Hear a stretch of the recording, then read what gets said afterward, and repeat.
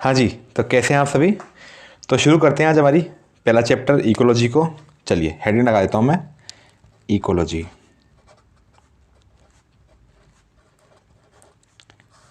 पहले चैप्टर की थोड़ा सा इम्पोर्टेंट को समझ लेते हैं। अगर मैं नीट की बात करूँ तो नीट के अंदर यहाँ से कम 9 क्वेश्चन का वेटेज रहता है, और 9 क्वेश्चन को मैं अगर 4 से मल्टीप्लाई करूँ तो आपके 36 नंबर तो ये चैप्टर देके जाएगा। एनसीईटी की बात करूँ, नेशनल कॉमन एंट्रेंस टेस्ट, तो इसके अंदर भी कम से कम 6 क्वेश्चन आते हैं। पैरामेडिकल या फिर जितनी भी जो नर्सिंग एग्ज़ाम है या एम्स की हो, तो वहाँ पर भी कम से कम इस चैप्टर से, इकोलॉजी वाले सेक्शन से कम 6 से 7 क्वेश्चन आने के चांस रहते हैं। यानी आप समझ गए होंगे कि जो चैप्टर है वो अपने आप में एक महत्वपूर्ण वजूद रखता है, इसलिए इसको पढ़ना बहुत आवश्यक है। दूसरी बात, अब मैं बात करता हूँ कि इकोलॉजी वाली यूनिट के अंदर कौन कौन से चैप्टर आएंगे। तो सुनिए, पहला चैप्टर जो इकोलॉजी वाली यूनिट के अंदर आता है वो है हमारा ऑर्गेनिज्म एंड एनवायरनमेंट। दूसरा चैप्टर जो आता है वो है हमारा इकोसिस्टम। तीसरा चैप्टर जो हम पढ़ेंगे वो है बायोडाइवर्सिटी एंड कंजर्वेशन।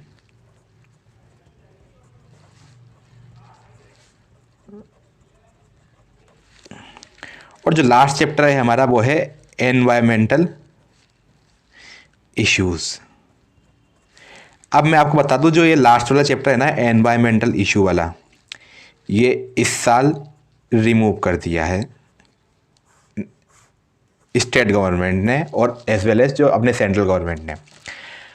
लेकिन मैं आपको बता दूं, जिस दिन ये चैप्टर को रिमूव किया था उसी दिन हमारे एक पेपर दैनिक भास्कर के अंदर एक राइटिंग इसके रिलेटेड आया था, एक पैराग्राफ आया था कि जो जो चैप्टर आपके रिमूव किए गए हैं उससे ये मतलब नहीं है कि वो आपके जो चैप्टर हैं वो एग्ज़ाम में नहीं आएंगे। मतलब एग्ज़ाम में इनकी इम्पोर्टेंस वही रहेगी जो पहले थी। और आपको ये बता दूं, जो एनवायरमेंटल इश्यूज़ वाला चैप्टर है ये आपके केमिस्ट्री के अंदर भी है, और लमसम सेम नॉलेज का ही है। यहाँ पर थोड़ा सा हिस्ट्री ज़्यादा दी हुई है, लेकिन केमिस्ट्री के अंदर भी लमसम सेम नॉलेज ही है। तो आप यहाँ पर भी मैं इसको पढ़ाऊँगा तो आपके केमिस्ट्री वाले कॉन्सेप्ट भी क्लियर होंगे, क्योंकि वहाँ पर भी वो ओजोन लाइसिस वगैरह बहुत सारी चीज़ें दी हुई हैं, लेकिन वो वहाँ पर भी और हम यहाँ पर भी इसको पढ़ेंगे। ये अपने चैप्टर की डिटेलिंग हो गई। तो चलिए मैं शुरू कर रहा हूँ हमारा पहला चैप्टर, जो कि है हमारा ऑर्गेनिज्म एंड एनवायरनमेंट। यहीं से मैं इस चैप्टर को शुरू करूँगा, फिर इसके बाद में हम पढ़ेंगे इकोलॉजिकल हायरार्की, या इकोलॉजी का जो पदानुक्रम है हिंदी में बोले तो उसको शुरू करेंगे। चलिए मैं हेडिंग डाल देता हूँ इकोलॉजी की, ये पहले चैप्टर की, चैप्टर नंबर फर्स्ट, ये लीजिए, और भी इसको खूबसूरती से लिख दिया है मैंने। चलिए चैप्टर की हेडिंग से हम चैप्टर की शुरुआत करेंगे। चैप्टर की हेडिंग क्या है? Organism and environment. तो एक तरफ तो मैं लिख देता हूं ऑर्गेनिज्म को, और एक तरफ मैं लिख देता हूं एनवायरनमेंट को। ध्यान से देखते हुए चलना, मैंने ऑर्गेनिज्म और एनवायरनमेंट के बीच में एक साइन लगाया है। इस साइन को बोलते हैं रेसिप्रोकल का साइन। इस साइन का अर्थ आप जहां तक ये समझते होंगे, लेकिन मैं आपको इसका एक अलग तरीके से अर्थ समझाने की कोशिश करूंगा। पहले हम बात करते हैं ऑर्गेनिज्म की। अगर मैं किसी भी स्टूडेंट को पूछूं कि भाई कितने ऑर्गेनिज्म हमारी धरती पर प्रेजेंट है, तो कोई भी बालक बाहर जाएगा तो वो बहुत सारे ऑर्गेनिज्म को बता देगा कि सर मैंने कुत्ता देखा, मैंने बिल्ली देखी, मैंने काऊ देखा, मैंने उल्लू भी देखा सर, मैंने पिकॉक भी देखा, मैंने सर ह्यूमंस भी देखे।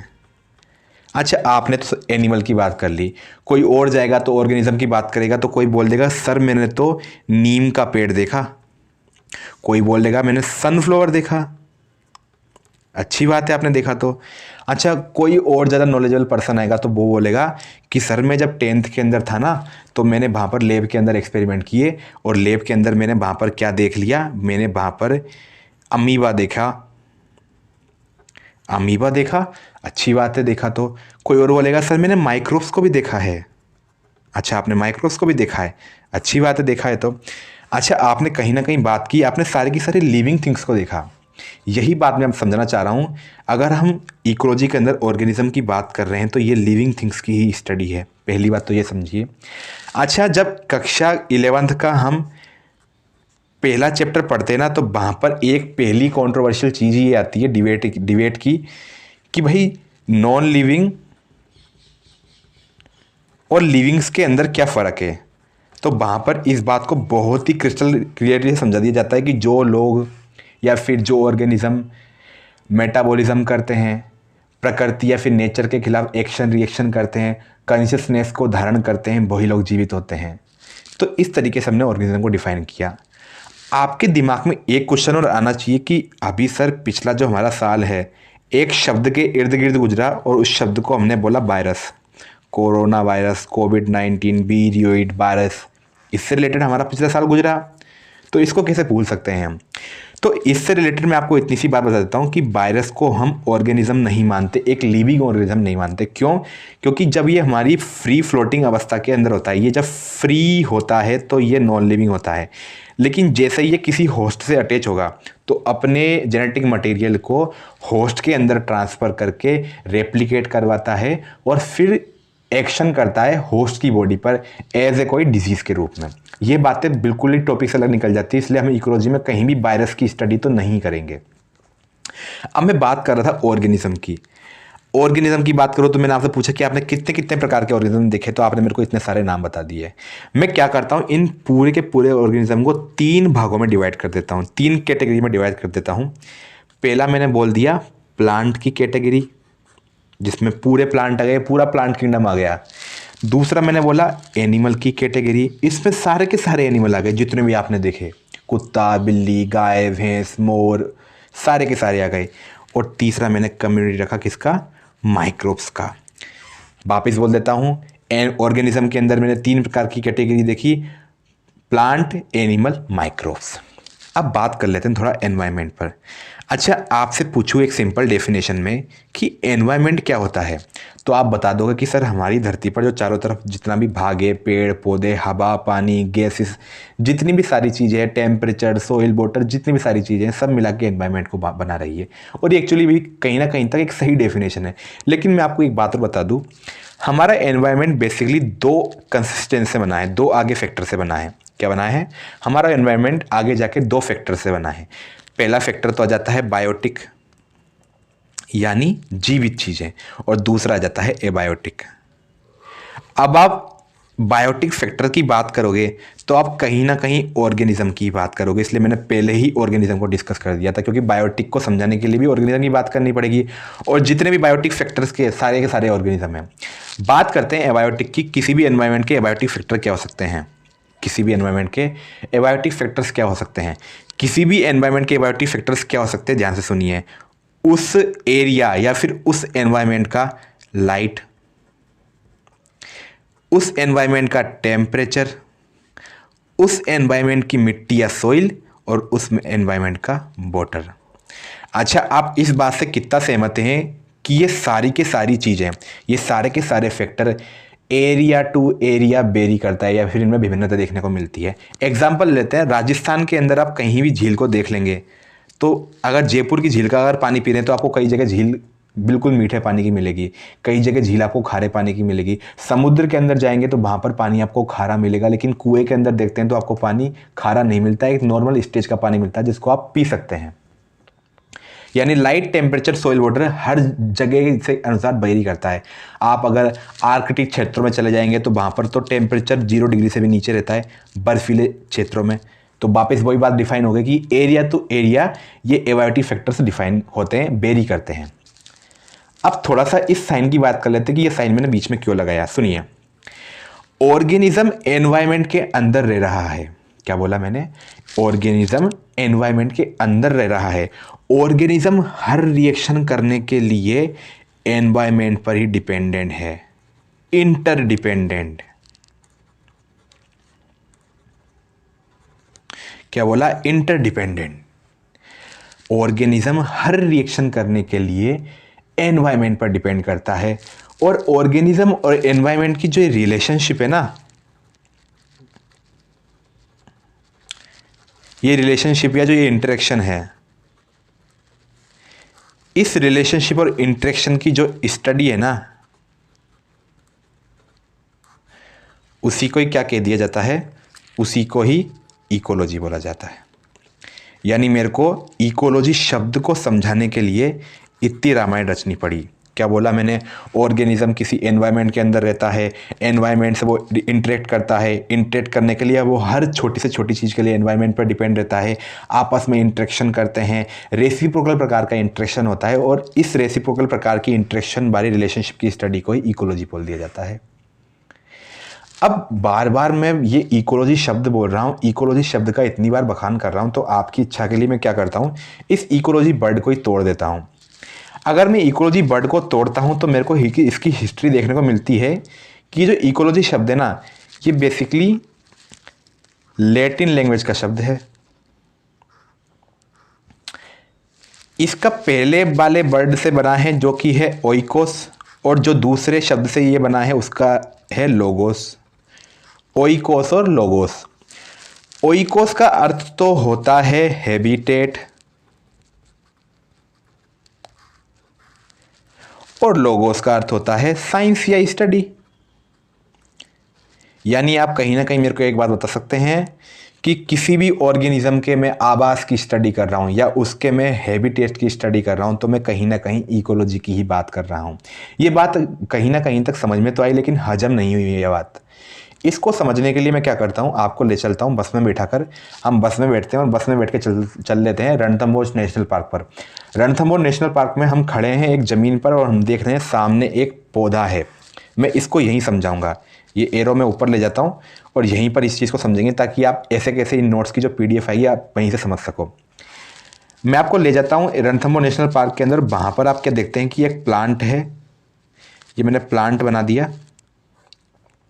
ये प्लांट की एक ब्रांच हो गई, ये और ब्रांच हो गई, ये और ब्रांच हो गई, ये एक अपना प्लांट रहा। इस प्लांट की ब्रांच पर एक चिड़िया बैठी हुई है और ये उसने अंडे दे रखे हैं।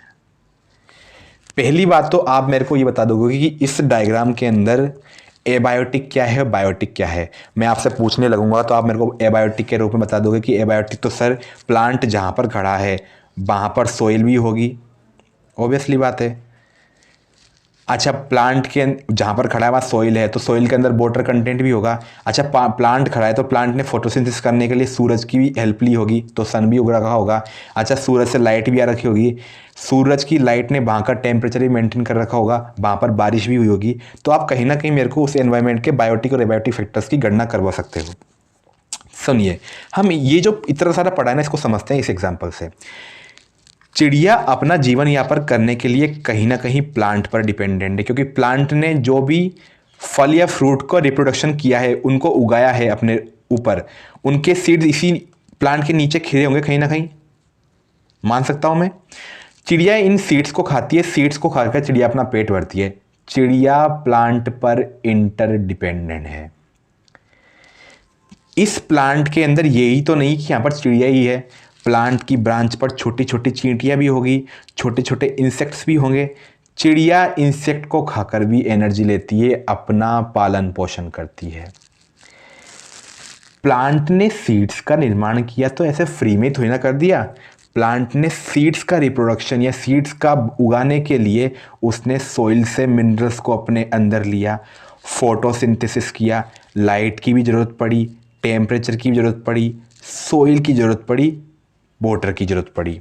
एबायोटिक फैक्टर्स पे प्लांट डिपेंडेंट हो गया। अच्छा, प्लांट ऐसे ज़मीन पर खड़ा है तो ऐसे तो नहीं कि ये जादुई प्लांट जो ऐसे ही खड़ा है, इसकी जड़ को सॉइल ने जकड़ के रखा होगा। अगर सॉइल नहीं होगी तो प्लांट का तो अस्तित्व भी नहीं रहा। कहीं ना कहीं हमने चिड़िया के हैबिटेट, चिड़िया के आवास का अध्ययन शुरू किया, लेकिन अंदर जाते जाते हमको पता चली कि भाई चिड़िया भी बहुत सारी चीज़ों के लिए प्लांट पर डिपेंड है, प्लांट किसी और पर डिपेंड है, आपस में इंटरेक्शन चल रही है। इस ही इंटरेक्शन की स्टडी को मैंने क्या बोल दिया था, इकोलॉजी बोल दिया था। अब उम्मीद करता हूँ कि आपके बात समझ में आ चुकी होगी। इकोलॉजी वर्ड का जो अर्थ था वो भी आपके समझ में आ चुका होगा। अब चलिए इसके बाद में शुरू करेंगे हम इकोलॉजिकल हायरार्की, इकोलॉजिकल पदानुक्रम, जिसके अंदर मैं समझाऊंगा कि हम हर लेवल पर ऑर्गेनिज्म को कैसे ग्रुप्स के अंदर डिफाइन करते हैं और कैसे एनसीईआरटी इस चीज़ों को समझाती है। चलिए आगे चलते हैं। चलिए फिर आगे शुरू करते हैं अपना ना। अभी तक हमने इकोलॉजी की टर्मिनोलॉजी समझी थी, अब इसका थोड़ा सा मैं आपको हिस्ट्री पढ़ाना चाहता हूँ इकोलॉजी शब्द की। पहले मैं ये बात बता देता हूँ कि जो बच्चे सेंट्रल यूनिवर्सिटीज़ का टेस्ट दे रहे हैं उन्हीं के लिए बात मानने है, क्योंकि बोर्ड के अंदर इतना कुछ हायर लेवल का आता नहीं है। इकोलॉजी जो शब्द थी इसके हम फादर के बारे में डिस्कस करेंगे, किसने ये टर्मिनोलॉजी दी उसके बारे में डिस्कस करेंगे, और अपने जो इंडियन इकोलॉजी के फादर हैं उनके बारे में डिस्कस करेंगे थोड़ा सा। बस आपको नाम सुनने हैं क्योंकि कई बार एग्जाम में पूछ ली जाते हैं। ओनली सेंट्रल यूनिवर्सिटीज़ के जो टेस्ट हैं जैसे एनसीईटी हो गया, अपना सीयूईटी हो गया। पहले बात करता हूँ इंडियन इकोलॉजी के फादर। इंडियन इकोलॉजी के जो फादर है उनका नाम है प्रोफेसर रामदेव मिश्रा, जिनका फोटो आप एनसीईआरटी में देख सकते हो। इकोलॉजी के जो फादर हैं वो हैं अर्नेस्ट हैकेल, और जिन्होंने इकोलॉजी शब्द को पहली बार यूज किया, जिन्होंने इकोलॉजी शब्द को दिया वो है रीटर। बस इतना सा आपको पढ़ना है।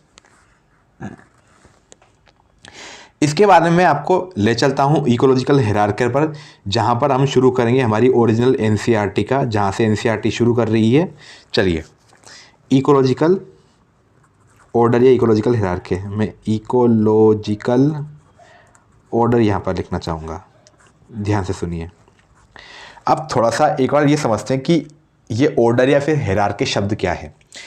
जब कभी भी हम कोई भी नॉलेज को एक पर्टिकुलर बेसिस के आधार पर कोई सीक्वेंस को रेडी करते हैं, कभी भी हम किसी नॉलेज का एक किन्हीं बेसिस या कोई भी आधार से हम किन्हीं भी बेसिस से हम उसका एक पर्टिकुलर कोई क्रम रेडी करते हैं, कोई एक ऑर्डर को क्रिएट करते हैं, उसी को हम हायरार्की बोलते हैं। जैसे अपनी इकोलॉजी के अंदर जो इंटरेक्शन लेवल है वो दे रखा है ऑर्गेनिज्म लेवल से, और ये कहीं ना कहीं हद तक एकदम 100% सत्य बात है, क्योंकि इकोलॉजी की शुरुआत हम ऑर्गेनिज्म लेवल से करते हैं। लेकिन आपके दिमाग में क्वेश्चन उठना चाहिए कि क्या जो ये इंटरेक्शन है ये ऑर्गेनिज्म से ही शुरू हुआ? आपके दिमाग में शुरू होना चाहिए क्वेश्चन कि जो इंटरेक्शन है क्या ऑर्गेनिज्म से शुरू हुआ।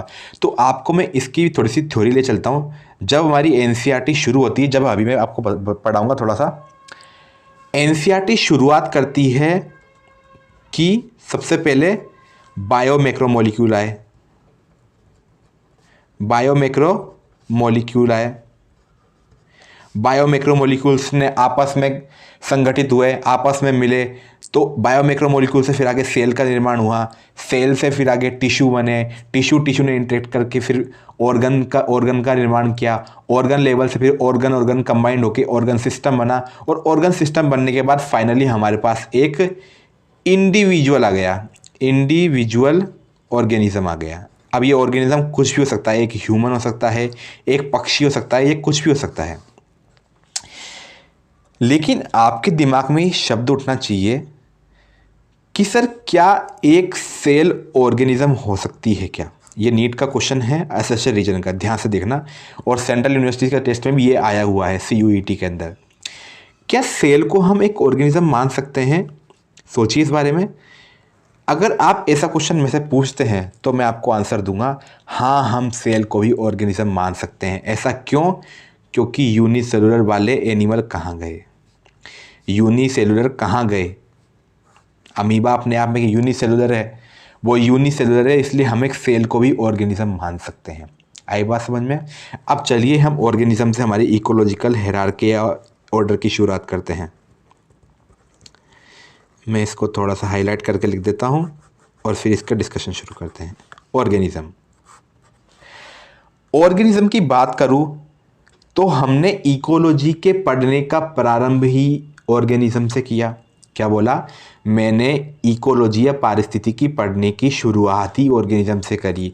सो we can say that organism is the basic unit for ecological studies. पहली बात। दूसरी बात मैं करूँ, इकोलॉजिकल ऑर्डर भी सबसे पहले ऑर्गेनिज्म से शुरुआत होता है। मैंने आपको यही बता दिया कि सेल को ऑर्गेनिज्म माना है, नहीं माना? माना है तो ये बोल सकता हूँ कि इकोलॉजिकल जो ऑर्डर है उसकी शुरुआत ऑर्गेनिज्म से हुई है। सेंटेंस बनेगा smallest unit of ecological order. ये जितने भी सेंटेंस लिखे हुए हैं ना, सब ऑब्जेक्टिव क्वेश्चन के आंसर्स हैं। आपको ये ऑब्जेक्टिव क्वेश्चन ऐसे ऐसे कैसे PYQs में मिल जाएंगे। दूसरी बात करते हैं साइज की। क्या एक ऑर्गेनिज्म का साइज आप डिफाइन कर सकते हो? ऑब्वियसली कर सकते हो। अगर आप अमीबा के रिलेटेड बात कर रहे हो कि आपने बोला कि अमीबा एक ऑर्गेनिज्म है, तो अमीबा तो माइक्रोस्कोपिक कंडीशंस के अंदर देखने को मिल सकता है ना। यानी आप बोलोगे कि सर इसका साइज बहुत छोटा भी हो सकता है। क्या इसका साइज बहुत बड़ा हो सकता है? यस, आप आंसर दे सकते हो। सर आप एनिमल्स को देख लो, हाथी को देखो, हाथी कितने बड़े साइज का हो सकता है। चलो आप तो हाथी का छोड़ो, कभी आप शिमला मसूरी घूमने गए हैं? शिमला मसूरी घूमने गए होंगे तो वहाँ पर ओक के ट्री आते हैं, ओक टिकवुड प्लांट्स होते हैं जिनकी लेंथ कम से कम 100 फीट तक रहती है। 100 फीट 100 फीट तक उनकी हाइटें होती हैं। यानी इनके साइज, ऑर्गेनिज्म की साइज छोटी भी हो सकती है, बड़ी भी हो सकती है। दूसरा पॉइंट लेके चल रहा हूं मैं, इनका बॉडी टाइप। क्या लेके चल रहा हूं इनका मैं? Body type. बॉडी टाइप की बात करो तो ये यूनिसेलुलर हो सकते हैं और ये मल्टी सेलुलर भी हो सकते हैं। अभी बात समझा के आया हूं। मल्टी सेलुलर की बात करें तो हमारी ह्यूमंस की बात कर लो। एक स्पेशली लाइन जो कई बार इसकी हायर थ्योरीज के अंदर दे दी जाती है, क्या बता दिया जाता है कि ऑर्गेनिज्म का जो लाइफ स्पान है, इनका जो लाइफ स्पैन है वो एक लिमिटेड होता है। यानी इनका एक डेकोरेटेड, एक निश्चित डेडिकेटेड लाइफ स्पान होता है। यानी एक पर्टिकुलर उम्र तक ही जी पाते हैं। और ये ओबियसली बात 100% सत्य है। आप ह्यूमंस की बात करो तो 100 साल या 80 साल तक जी पाता है। आप किसी प्लांट की, बरगद के प्लांट की बात करो तो वो 300 साल तक भी जी लेता है। एक मक्खी की बात करो तो वो लमसम 15 से 20 दिन तक जी सकती है। तो कहीं ना कहीं इनका लाइफ स्पान लिमिटेड होता है। दूसरी बात मैं आपको बताना चाहता हूँ ऑर्गेनिज्म के बारे में, जो लास्ट डिस्कशन में ऑर्गेनिज्म के बारे में करूँगा, ये बताना चाह रहा हूँ। एनसीईआरटी कहीं ना कहीं एक बात बोलती है कि ऑर्गेनिज्म लेवल पर जो हम इकोलॉजी पढ़ते हैं, ऑर्गेनिज्म लेवल पर जो हमने इकोलॉजी का अध्ययन किया है, इसको फिजियोलॉजिकल इकोलॉजी बोलते हैं। क्या बोला? फिजियोलॉजिकल इकोलॉजी बोलते हैं। और ये जो लाइन है ना, ये आपके एम्स नर्सिंग के अंदर, एनसीटी टेस्ट के अंदर, सीयूईटी टेस्ट के अंदर, नीट के अंदर और कोटा की जितनी भी फलाना ढिकाना टेस्ट सीरीज चल रही है ना, उनके अंदर हजारों बार पूछ ली गई है लाइन कि ऑर्गेनिज्म लेवल की जो इकोलॉजी, उसको कौन सी इकोलॉजी बोलते हैं?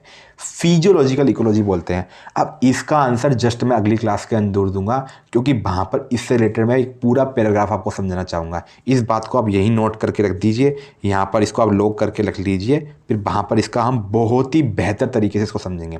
आगे चलते हैं। अच्छा, यहाँ पर मैं ऑर्गेनिज्म की बात कर रहा हूँ तो यहाँ पर एक बात समझिए कि मैं यहाँ पर एक ए नाम के ऑर्गेनिज्म को एक कॉमन लेके चल रहा हूँ, क्योंकि इसी से हम आगे समझेंगे। अगला जो इकोलॉजिकल हायरार्की, अगला जो इकोलॉजिकल ऑर्डर का क्रम है, उसको हम बोल देते हैं पॉपुलेशन। क्या बोल देते हैं हम उसको? पॉपुलेशन। क्या मीनिंग है पॉपुलेशन का, समझते हैं। अब पढ़ाना शुरू किया तो इसको समझाना भी शुरू करेंगे। चलिए ध्यान से सुनना। पहले इसका है ना अपना लोकलिटी के अंदर इसका मीन समझते हैं कि लोकल लैंग्वेज के अंदर इसका क्या मीनिंग है। जब सेम टाइप के इंडिविजुअल, मैंने क्या बोला? जब सेम टाइप के इंडिविजुअल एक कॉमन एरिया के अंदर रहना शुरू कर दे, आपस में इंटरेक्ट करना शुरू कर दे, वहाँ पर अपना लाइफ स्पान बिताना शुरू कर दे, तो उस एक पर्टिकुलर एरिया के अंदर निवास करने वाली एक ही स्पीशीज के लोगों का समूह ही वहाँ की पॉपुलेशन कहलाता है। बात कॉम्प्लिकेटेड है लेकिन समझने लायक है। वापस सुनते हैं। चलो इसकी डेफिनेशन ही पढ़ के देख लेते हैं कि भाई डेफिनेशन ही हमसे क्या बोलना चाह रही है। सुनिए, इसकी डेफिनेशन में यहाँ पर थोड़ा सा लाइन खींच देता हूँ ताकि आपका ओवरलैप ना होगा सिस्टम। सुनिए डेफिनेशन, सुनिए। ग्रुप ऑफ सेम इंडिविजुअल, क्या बोल दिया? ग्रुप ऑफ सेम इंडिविजुअल या individuals, they are belongs to same species, दोनों अर्थों को ध्यान से समझिए। ऐसे रीजन के अंदर क्वेश्चन आते हैं ये कि बताइए इन दोनों के अंदर से कौन सा कथन सत्य है। पहली लाइन बोलिए मैंने, ग्रुप ऑफ सेम इंडिविजुअल, एक ही प्रकार के लोगों का समूह। अगर एक पर्टिकुलर एरिया के अंदर हाथी ही हाथी रह रहे हैं तो हम इसी पर्टिकुलर एरिया को, मान लो मैंने इंडिया नाम दिया, तो मैं उसको क्या नाम दे दूंगा, हाथियों की इंडियन पॉपुलेशन। शब्दों पर गौर करना मेरे, यदि मैं इनका एग्जाम्पल एक ही जगह में ह्यूमन लिखता हूँ और मैं ह्यूमंस को एक इंडिया के अंदर निवास कराना चाह रहा हूँ तो मैं बोल दूंगा इंडिया की ह्यूमन पॉपुलेशन। शब्दों पर गौर करना, वापस बोल रहा हूँ। डेफिनेशन वापस पढ़ लेते हैं। ग्रुप ऑफ सेम इंडिविजुअल, ये समझ में आ गई। इसको समझते हैं, ग्रुप ऑफ सेम स्पीशीज। हमने स्पीशीज ले ली होमोसेपियंस। होमोसेपियंस किसी पर्टिकुलर एरिया के अंदर रह रहे हैं तो मैं भी आपके जैसा ही हूँ। मेरे 4 हाथ नहीं हैं, मेरी 4 टांगे नहीं हैं, वही सेम बात आ गई, ग्रुप ऑफ सेम इंडिविजुअल। दोनों सेंटेंसेस एग्जाम के अंदर आए हुए हैं, एसएससी रीजन के अंदर पूछे हुए हैं। इस पेपर में लिखी हुई कोई भी ऐसी बात नहीं रही है जो आपको पीवाईक्यूज में नहीं मिलेगी। ध्यान से सुनिए। आपको बताया कि किसी एक कॉमन एरिया के अंदर निवास करने वाली सेम इंडिविजुअल की स्पीशीज कोई ही, या फिर ग्रुप ऑफ सेम इंडिविजुअल को पॉपुलेशन बोल देते हैं।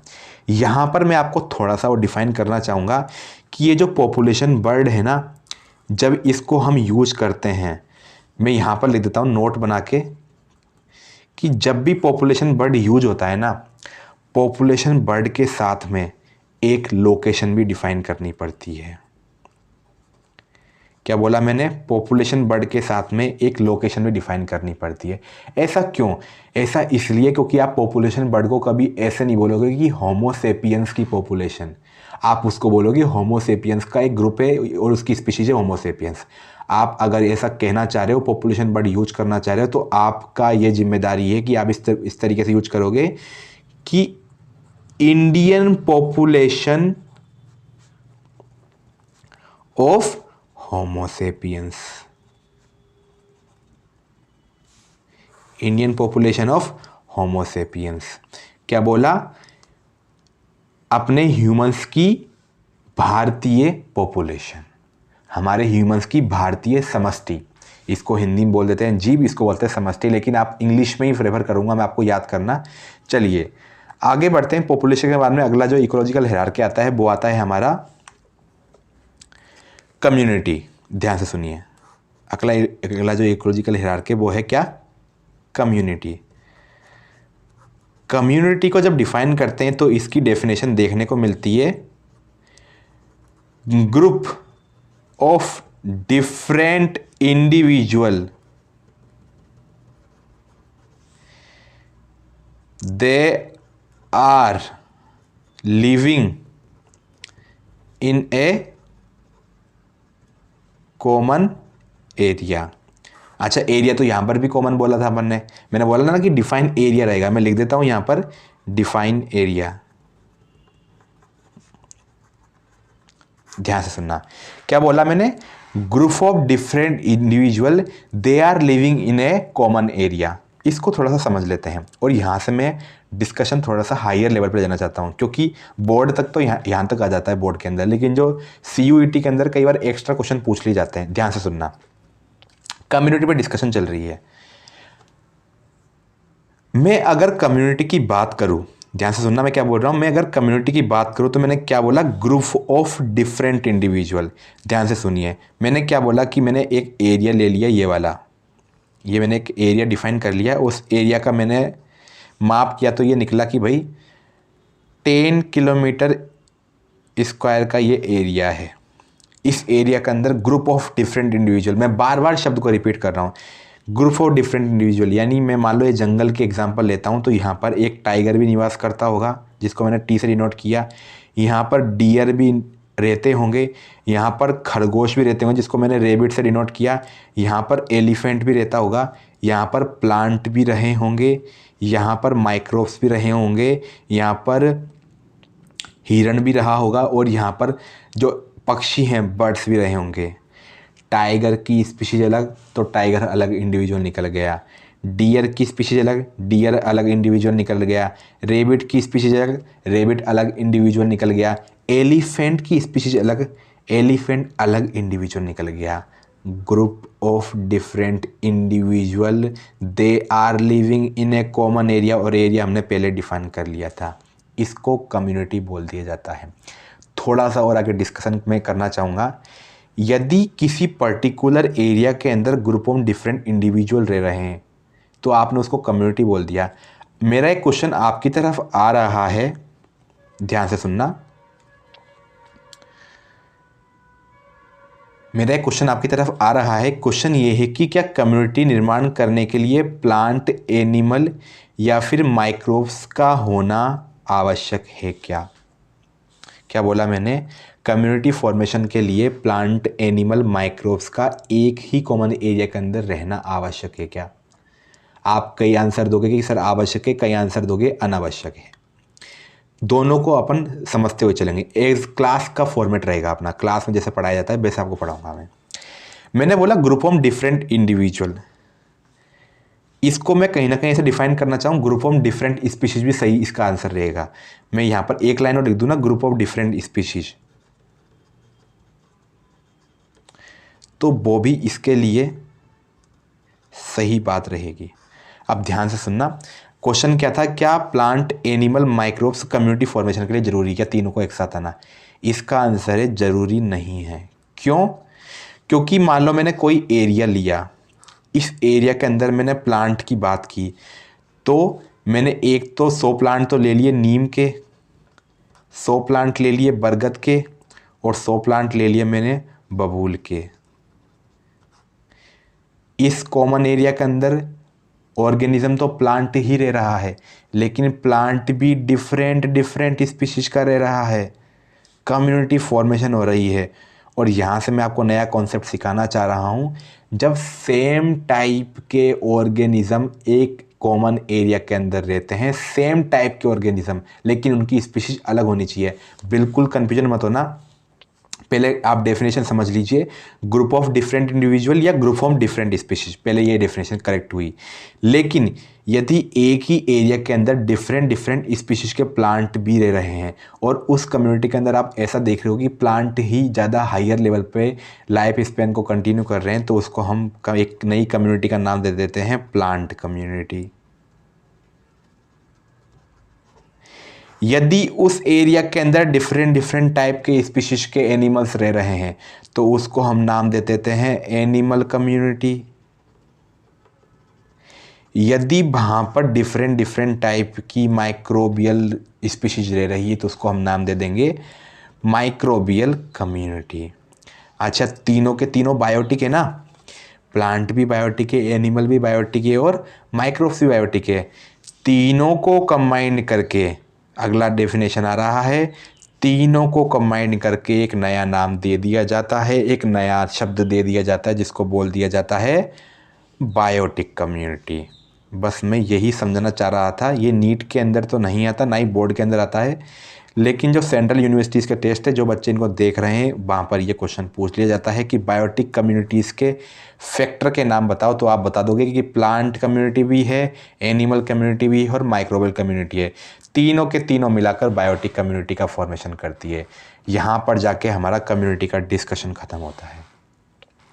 इसके आगे का इकोलॉजिकल हायरार्की आता है जिसको हम बोल देते हैं इकोसिस्टम।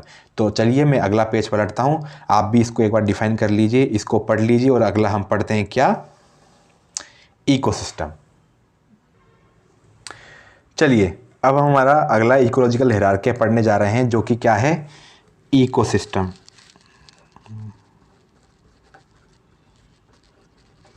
ध्यान से देखते रहिए, हर चीज़ एकदम क्रिस्टल क्लियर होते चलेगी। पहली बार तो इकोसिस्टम का हम डेफिनेशन समझ लेते हैं। इकोसिस्टम की डेफिनेशन है टोटल लिविंग फैक्टर। क्या बोला मैंने? Total living factor.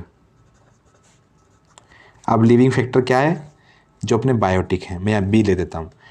Total living factor and total non living factor. Non living factor से क्या समझे आप? Abiotic things. Total living factor and total non living factor of environment present in a particular area is called ecosystem. मैंने क्या बोला? Total living factor and total non living factor of environment present in a particular area what the called ecosystem. चलिए इसको समझते हैं। इसका मैं आपको एक और देसी लैंग्वेज में अर्थ समझाता हूँ। इकोलॉजिकल ऑर्डर का बहभाग, बहक्रम, जहाँ पर अपने बायोटिक थिंग्स इंटरेक्ट करना शुरू कर दे एबायोटिक फैक्टर्स के साथ में। मैंने क्या बोला? एनवायरमेंट के अंदर इकोलॉजी का बह पदानुक्रम, जहाँ पर हमारे बायोटिक फैक्टर से रिएक्ट करना शुरू कर दे, इंटरेक्ट करना शुरू कर दे, किन से? एबायोटिक थिंग्स से। उसी को हम इकोसिस्टम बोल देते हैं। क्या बोल देते हैं? उसको हम इकोसिस्टम बोल देते हैं। आपको एक छोटी सी बात बताऊं, आप जब इकोसिस्टम पढ़ोगे ना तो वहाँ पर मैं आपको टाइप पढ़ाऊंगा इकोसिस्टम के, टाइप ऑफ इकोसिस्टम, जहाँ पर मैं आपको एग्जांपल दूंगा कि जो वाटर की एक ड्रॉप है ना, वाटर ड्रॉप, वह भी अपने आप में एक इकोसिस्टम है। पता है क्यों? क्योंकि इसके अंदर एबायोटिक थिंग्स तो क्या हो गया? पानी हो गया, टेम्परेचर हो गया, और थोड़े थोड़े मिट्टी के कण भी होंगे एक पानी की बूंद के अंदर। हजारों मात्रा के अंदर वहाँ पर माइक्रोब्स पाए जाएंगे। बायोटिक एबायोटिक चीज़ें आकर मिल चुकी हैं। पानी की बूंद भी अपने आप में इकोसिस्टम का फॉर्मेशन कर रही है। हर चीज़ को बारीकी से समझते हुए चलेंगे। क्या बोला? हर चीज़ को बारीकी से हम समझते हुए चलेंगे। दूसरी बात मैं आपको बोलना चाहूँगा कि जितने ज़्यादा बायोटिक एबायोटिक फैक्टर्स किसी एनवायरनमेंट या किसी इकोसिस्टम में प्रेजेंट होंगे, वो इकोसिस्टम उतना ही ज़्यादा बेटर परफॉर्म करेगा, उतना ही ज़्यादा सही रहेगा। यानी क्या बोल रहा हूँ मैं? डाइवर्सिफाइड, ये डाइवर्सिफिकेशन ऑफ एनवायरनमेंट का बढ़ेगा तो इकोसिस्टम वेल मेंटेन रहेगा।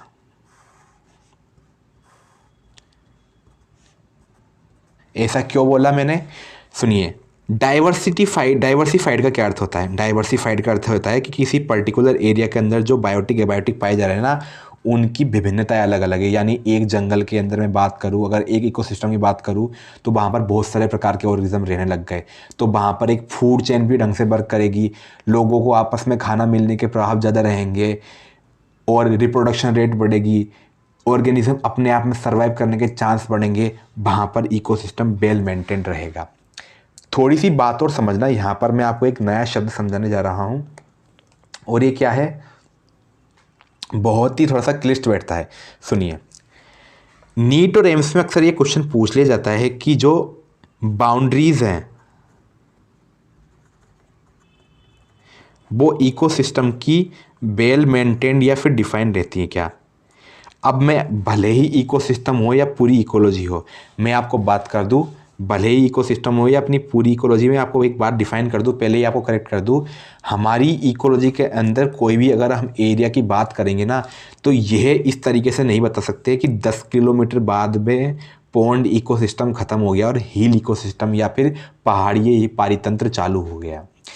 कहीं भी बाउंड्रीज एक पर्टिकुलर मेजरमेंट के अंदर फिट नहीं होती हमारी इकोलॉजी के अंदर। इसकी बाउंड्रीज कहीं भी हम ये नहीं बता सकते कि 10 किलोमीटर पे जाके ये इकोसिस्टम खत्म हो गया और कोई नया इकोसिस्टम चालू हो गया। और इसी बात को मैं संदर्भ रखते हुए आपको एक नई चीज़ समझाना चाहूँगा, उस बात पर गौर करना, ध्यान रखना, उस बात को मैं आपको समझाना चाह रहा हूँ। सुनिए, आपको एग्जाम्पल लेता हूँ मैं, इसको मैं थोड़ा सा लाइन को आगे बढ़ा देता हूँ यहाँ तक, जो आगे हमारा इकोलॉजिकल ऑर्डर आएगा उसके लिए। चलिए, मैं आपको समझाना चाह रहा था एक नया शब्द कुछ। मैं आपको 3 तरह के इकोसिस्टम की डिफाइन देता हूँ। पहला एक तो इकोसिस्टम मैंने ले लिया पॉन्ड इकोसिस्टम, दूसरा इकोसिस्टम मैंने ले लिया यहाँ पर ग्रासलैंड का, और एक इकोसिस्टम यहाँ पर लेके चल रहा हूँ मैं क्या फॉरेस्ट का। अब आप जंगल के अंदर जाते हो, आप देखते हो कि वहाँ पर तालाब भी है, फिर आगे जाके घास उगना शुरू हो जाती है। तो कई बार आप ऐसे बोलते हो कि यार 10 किलोमीटर तक ही घास उग रही थी, फिर उसके बाद में तो पानी आना शुरू किया। एक इकोसिस्टम वेल डिफाइंड कहीं भी नहीं है। मैं ऐसे बात कर लेता हूँ कि ये तो अपना पॉन्ड का एरिया हो गया और ये हमारे ग्रासलैंड का एरिया हो गया, और इधर हमारे क्या है? फॉरेस्ट का एरिया हो गया। ध्यान से समझते हुए चलना हर चीज़ को। एक बात ध्यान रखिए, मैंने यहाँ पर बीच बीच में इन एरियाज़ को ओवरलैप किया है। ओवरलैप क्यों किया है? क्योंकि मैं आपको यहाँ बोल के आया हूँ कि इकोसिस्टम की बाउंड्रीज वेल डिफाइन नहीं होती। यानी इनकी इकोसिस्टम की बाउंड्री जैसे नहीं होती कि 10 किलोमीटर बाद कोई नया इकोसिस्टम चालू हो जाएगा। हर इकोसिस्टम आपस में ओवरलैप करता है। यहाँ से एक नया शब्द आएगा, उसको समझना। पहली बात मैं एक लाइन बोल देता हूँ, अगर एबायोटिक चीज़ों की अगर डिस्कशन होना शुरू हुआ है, जिस एरिया के अंदर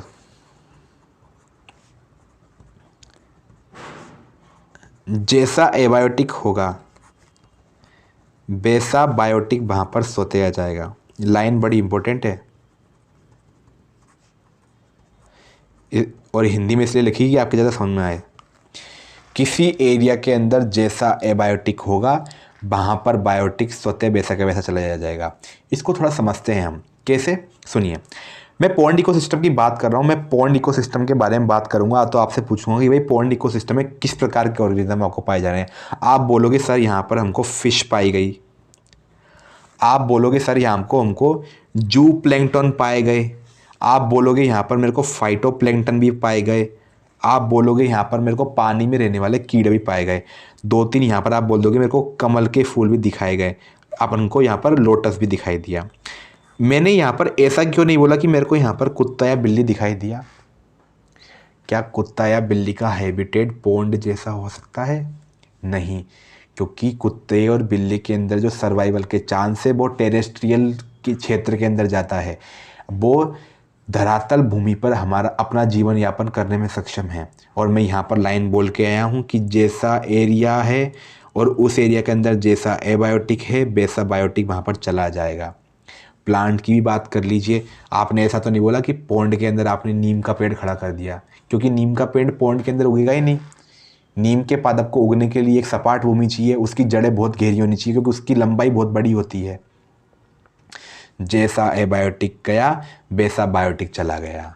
यानी किसी भी एरिया के मेंटेनेंस या किसी भी एरिया के फॉर्मेशन के लिए वहाँ के एबायोटिक फैक्टर्स बहुत ज़्यादा रिस्पॉन्सिबल होते हैं। और this is the question of NEET. NEET के अंदर एक क्वेश्चन आया है कि abiotic factor of environment are responsible for the organism / biotic species which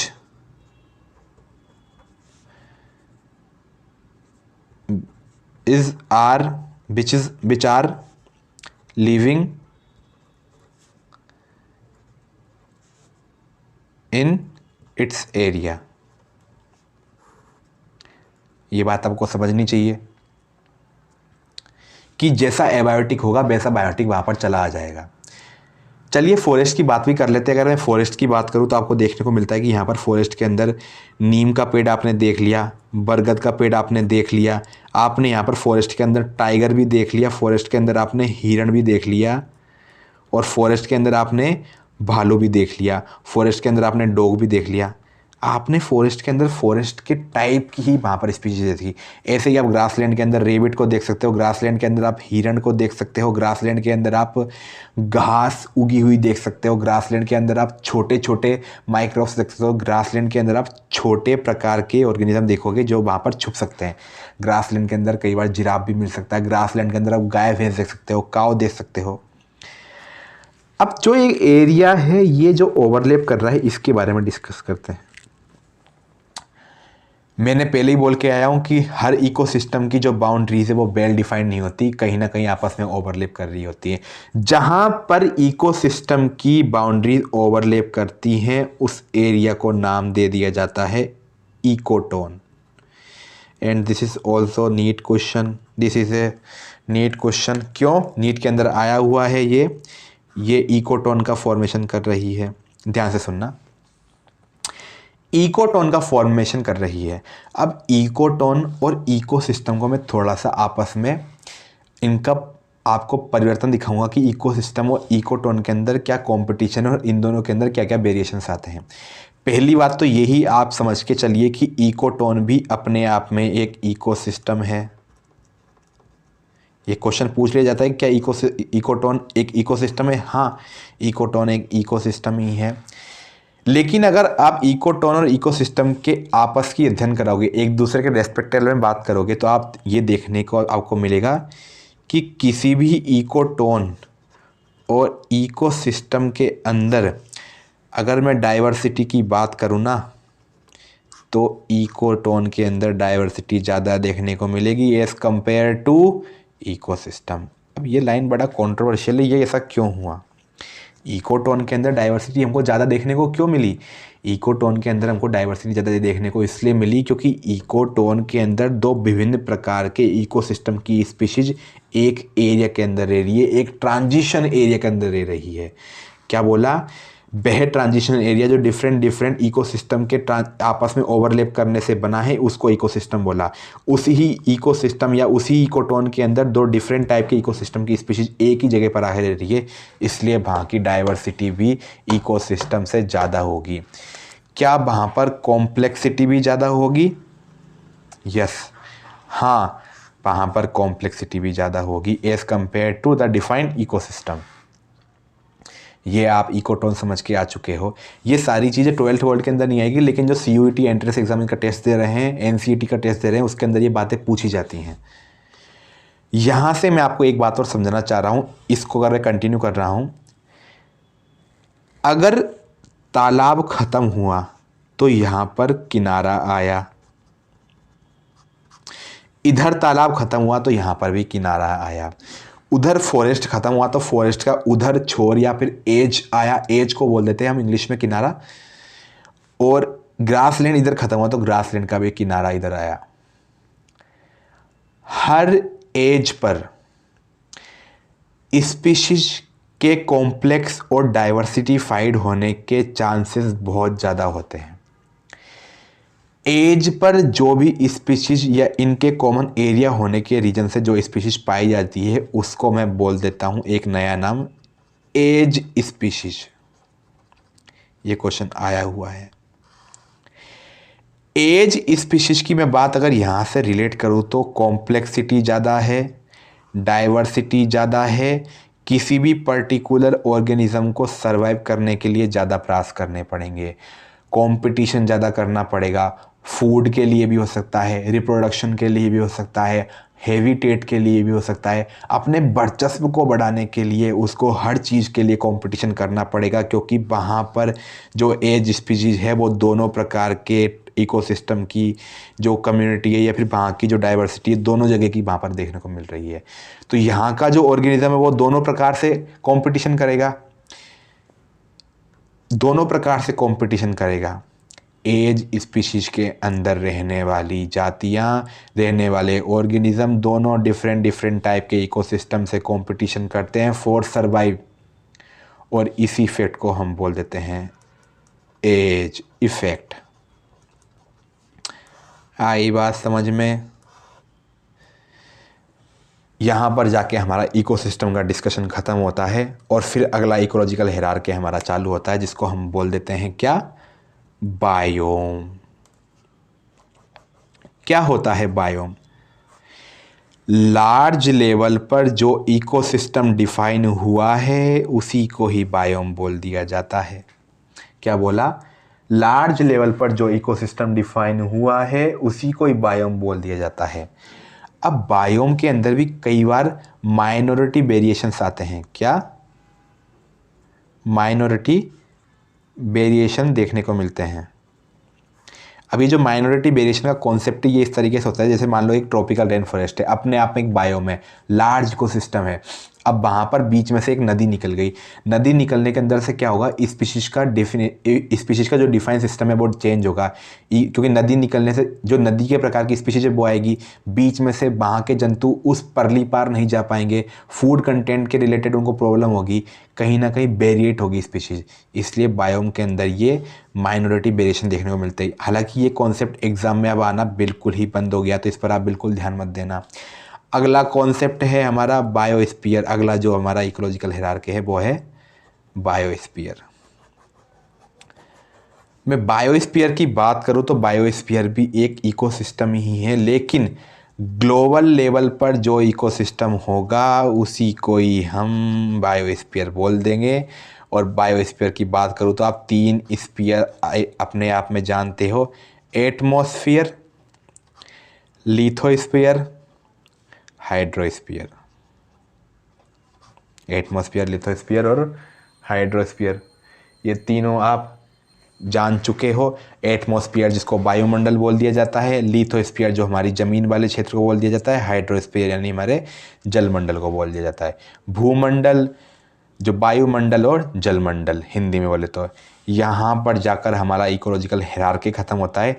अब मैं आपको एक बहुत इंपॉर्टेंट चीज़ बताने जा रहा हूँ। अभी जब मैं एनसीईआरटी डिस्कस करवाऊँगा वहाँ पर एनसीईआरटी ने जो इकोलॉजिकल ऑर्डर का क्रम दे रखा है वो दे रखा है ऑर्गेनिज्म, पॉपुलेशन, कम्युनिटी, बायोम और बायोस्फीयर।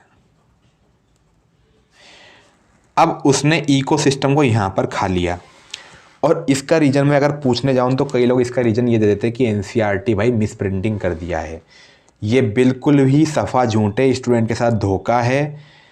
इसका रीज़न ये नहीं कि एनसीईआरटी ने मिसप्रिंट किया है, इसका रीज़न ये है क्योंकि बायोम के अंदर अपने आप में इकोसिस्टम के कैरेक्टर्स हैं, बायोम के अंदर बायोस्फीयर के भी कैरेक्टर्स हैं, इसलिए उसने इकोसिस्टम की जगह डायरेक्टली बायोम लिख दिया, क्योंकि बायोम भी अपने आप में एक लार्ज इकोसिस्टम है और इकोसिस्टम के गुण लेके बैठा है। यही रीज़न है कि एनसीईआरटी ने कम्युनिटी के जस्ट बाद में बायोम को डिफ़ाइन किया है। यहाँ पर जाके मैं पहला लेक्चर ख़त्म कर रहा हूँ। अभी जस्ट एनसीईआरटी शुरू कर रहे हैं, मैं एनसीईआरटी का सेटअप रेडी कर लेता हूँ। आप 2 मिनट के लिए पानी पी लीजिए और फिर एनसीईआरटी पढ़ेंगे और फिर नेक्स्ट लेक्चर हम कल के लिए पढ़ेंगे। सुनिए, एक्चुअली मैं आपको एक बात तो बताना चाह रहा था। जब मैं ये फादर और टर्म्स की डिस्कशन कर रहा था तो यहाँ पर एक चीज़ में उल्टा लिखा दिया। जो फादर हैं वो तो हैं रीटर और जो टर्म्स दी थी वो अपने अर्नेस्ट हैकेल सर ने दी थी। तो इस बात को करेक्ट कर लेना एक बार कि फादर तो हमारे रीटर हैं और जो टर्म है हमको अर्नेस्ट हैकेल ने दी थी। बस ये थोड़ा सा मेरे को मिसकॉन्सेप्शन हो गया था, सॉरी इस बात के लिए, इसको सही कर लेना। चलिए हम हमारी इकोलॉजी की एनसीईआरटी शुरू कर लेते हैं और पहला लेक्चर को यहीं ख़त्म करते हैं। जो पहली एनसीईआरटी ने फ़ोटो दी हुई है हमारे आर.डी. मिश्रा की दी हुई है। ये प्रोफेसर आर.डी. मिश्रा है, राजस्थान यूनिवर्सिटी से ही एजुकेटेड हैं ये सर। राजस्थान यूनिवर्सिटी से इन्होंने हम अपना अध्ययन किया और हम इंडियन इकोलॉजी के बारे में जितना भी पढ़ रहे हैं सब आज इनकी ही देन है। तो इनकी वजह से हम इकोलॉजी के बारे में अगला अध्ययन कर पाते हैं। चलिए मैं इकोलॉजी को शुरुआत करता हूँ। सुनिए, जो पहला पॉइंट है वो इकोलॉजी का है ऑर्गेनिज्म एंड एनवायरनमेंट, और इसके बाद में आता है हमारा पॉपुलेशन वाला पार्ट। तो हमने आज ऑर्गेनिज्म एनवायरनमेंट की बेसिक डेफिनेशंस को समझा और इस बात को मैं यहाँ से पढ़ाना शुरू करता हूँ। ध्यान से सुनिए। Our living world is fascinatingly diverse and amazingly complex. ये बताना चाह रहा है कि हमारा जितना भी जो एनवायरनमेंट है वो प्रासंगिक रूप से बहुत ही जटिल और बहुत ही डाइवर्सिफाइड है। We can try to understand its complexity by the investigation process at various level of biological organisation, macromolecule, cells, tissue, organ, individual, organism, population, communities, ecosystem and biome. इसने बोला है कि हम इस प्रकार की कॉम्प्लेक्सिटी का अध्ययन करना चाह रहे हैं। तो कहीं ना कहीं हम सेल्स को देख सकते हैं, मैक्रोमोलिक्यूल्स को देख सकते हैं। जैसे मैक्रोमोलिक्यूल्स हमारे कंबाइंड होकर सेल्स बनाई है, सेल्स कंबाइंड होकर हमारे टिश्यू बने, टिश्यू कंबाइंड होकर हमारे क्या बने, आगे ऑर्गन्स बने। इस प्रकार से बात समझना चाह रहा है। फिर बाद में ऑर्गेनिज्म अगर एक पर्टिकुलर एरिया के अंदर रह रहा है तो उन्होंने पॉपुलेशन का निर्माण किया। पॉपुलेशन में फिर बाद में डिफरेंट टाइप की अगर इंडिविजुअल रह रहे हैं, डिफरेंट टाइप की स्पीशीज के लोग रहे हैं तो उसको हमने कम्युनिटी बोल दिया। अगली बात करते हैं फिर इकोसिस्टम और बायोम। अब ये जो ये क्रम दिया हुआ है ना इसने यहाँ पर, ये इकोलॉजिकल हायरार्की का क्रम नहीं है, ये इसने हर लेवल पर बताया है कि ऑर्गेनिज्म कैसे इंटरेक्ट कर रहा है। आगे सुनिए, at any level of biological organisation we can ask 2 type of question. अब यहाँ पर ये यहाँ से लेके जो लास्ट पैराग्राफ है ना अपना, यहाँ तक जो पैराग्राफ बन के आ रहा है, इस पैराग्राफ के अंदर ऐसा कोई भी क्वेश्चन आता नहीं है, तो इसको आप काट सकते हो पैराग्राफ को। लेकिन इस पैराग्राफ में आपको एक शॉर्ट फॉर्म में समझा देता हूँ। यह पैराग्राफ यही बताना चाह रहा है कि हम जैसे भी हमारे एनवायरनमेंट को देखते हैं तो हमको बहुत प्रकार के ऑर्गेनिज्म देखने मिलते हैं। कोयल अपने कुकू करती है, कोयल किस तरीके से आवाज़ निकालती है, उस आवाज़ निकालने के पहले उसका पीछे क्या रीज़न है, क्या वो अपने साथी को बुला रही है, क्या डिफरेंट टाइप की फूड को वो खोज करने के लिए जा रही है, क्या उसको कुछ परेशानियां हैं। तो डिफरेंट टाइप के इंडिविजुअल कहीं ना कहीं वो एज ए कम्युनिकेशन भी उस चीज़ को यूज करते हैं। तो इस बारे में वो कॉम्प्लिसिटी ऑफ एनवायरनमेंट के बारे में बताया गया इस पैराग्राफ में। तो इस पैराग्राफ में कुछ भी इंपॉर्टेंस नहीं है। आगे चलते हैं। चलिए, यहाँ पर थोड़ा सा इंपॉर्टेंट थिंग्स दी हुई है, ध्यान से देखना। You have already learn in previous class that ecology is a subject which studies the interaction among organism and between the organism and its physical environment। अभी मैं आपको जस्ट बता के आया हूँ कि भाई इकोलॉजी क्या है। इकोलॉजी वही है जहाँ पर हम एनवायरनमेंट के साथ में हमारे ऑर्गेनिज्म यानी बायोटिक फैक्टर्स के इंटरेक्शन की स्टडी करते हैं, कैसे आपस में इंटर रिलेट करते हैं, कैसे एक दूसरे पर इंटरडिपेंडेंट है, कैसे एबायोटिक थिंग्स बायोटिक थिंग्स पर डिपेंडेंट है। ये सारी चीज़ें हम डिस्कस करते हुए हैं। तो यही ये बात बताना चाह रहे हैं कि इकोलॉजी के अंदर हम बायोटिक थिंग्स का एबायोटिक थिंग्स के साथ कैसे इंटरेक्शन, कैसे रिलेशन बन रहा है, उसी चीज़ की स्टडी को हम इकोलॉजी बोलते हैं। आगे चलिए। Ecology is basically concern with 4 level of biological organisation. यहाँ पर ये इकोलॉजिकल हायरार्की की शुरुआत कर रहा है। Organism, population, community and biome. मैंने आपको बोला था कि एनसीईआरटी ने जब इकोलॉजिकल हायरार्की की शुरुआत करी है तो वहाँ पर कहीं भी इकोसिस्टम को नहीं लिखा है, बायोम पे जाके उसने क्रॉस कर दिया, क्योंकि बायोम के अंदर इकोसिस्टम के भी गुण हैं और बायोम के अंदर बायोस्फीयर के भी गुण हैं। क्योंकि इकोसिस्टम तो आपने डिफाइन कर लिया था कि जहाँ पर ऑर्गेनिज्म एबायोटिक थिंग्स के साथ रिएक्ट करना शुरू कर दे, लेकिन बायोम को आपने क्या बोला, large ecosystem is defined as a biome and when ecosystem, if we discuss about the ecosystem at the global level, we discussed about the biosphere. So we can say that biome has the characters of ecosystem and as well as has characters of biosphere. Last line है, in this chapter we explore ecology at organismic and population level. ये बता रहे हैं कि हम इस chapter के अंदर आगे जाकर जो हमारे पारिस्थितिकी को है, हम जैविक और सामाजिक स्तर पर अध्ययन करेंगे, यानी हम उसके पॉपुलेशन लेवल स्टडी करेंगे। मैंने आपको ये भी समझा दिया है। अब कल से मैं जो अगला लेक्चर लाऊंगा उसके अंदर ऑर्गेनिज्म, एनवायरनमेंट और जो हमारे एनवायरनमेंट के अंदर जो फैक्टर्स है, लाइट, टेम्परेचर, सॉइल, वाटर, कैसे इफेक्ट करते हैं ऑर्गेनिज्म के आवास को, वो हम पढ़ेंगे। ये वीडियो को यहीं एंड करते हैं। थोड़ा सा लंबा वीडियो बन गया है, लेकिन आप देखना आपके बेनिफिट के लिए है। स्पेशली CUET वाले लोग, NCET, नीट, मेडिकल डिवीज़न वाले लोगों के लिए बहुत ही बेनिफिशियल वीडियो रहेगा। और मैं जैसे ही बोर्ड एग्ज़ाम पास आने लगेंगी मैं आपको बताऊंगा कि आंसर राइटिंग कैसे की जाता है, क्योंकि मैंने मेरे जो 12th बोर्ड की प्रिपरेशन है वो सेल्फ करी है, कोई स्कूलिंग नहीं करी, खुद सेल्फ पढ़ाई करके 12th बोर्ड की एग्ज़ाम क्लियर करी है। 84 परसेंटाइल मेरे थे वहाँ पर, और मेरे को कहीं ना कहीं ये पता है कि आंसर को राइटिंग कैसे की जाता है। कोरोना की परसेंट मेरी है नहीं, तो इस बात से बिल्कुल आप ये मत सोचिए कि भाई कोरोना में पास हुआ बंदा है तो ये क्या समझाएगा, नहीं। तो चलिए इस वीडियो को यहीं ख़त्म करता हूँ। धन्यवाद आप सभी ने इतना टाइम मुझे दिया, और अगर आप इन चीज़ों को सीरियसली लोगे तो आपको कहीं भी मेडिकल एंट्रेंस एग्ज़ाम में सिलेक्शन से कोई नहीं रोक सकता। चलिए, take care, all the very best. अपने फ्यूचर के लिए बिल्कुल एकदम सीरियस होकर पढ़ाई करते रहिए, और घर वालों का एकदम ख्याल रखिए, माँ बाप का ख्याल रखिए, अपना खुद का ख्याल रखिए, अपनी मेंटल हेल्थ का ख्याल रखिए। Thank you very much. Channel को सब्सक्राइब कर दीजिए और हम कल मिलते हैं।